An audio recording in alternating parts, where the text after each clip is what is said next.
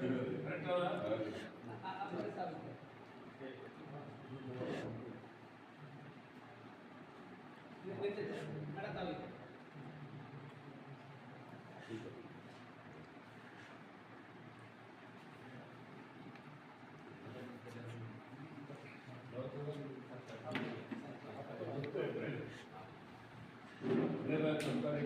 ಚುನಾವಣೆ ಬಂದವರು 8 ತಾರೀಕು ತನಕ ಎಲ್ಲೂ ಎಲ್ಲ ಸೋಲ್ದು ಮುಂದೆ ಮೀಟಿಂಗ್ ಆಯ್ತು ನಮ್ಮಲ್ಲಿ ದಾವಣಗೆರೆ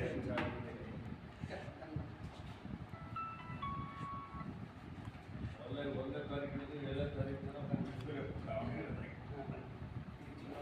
ಹಾಂ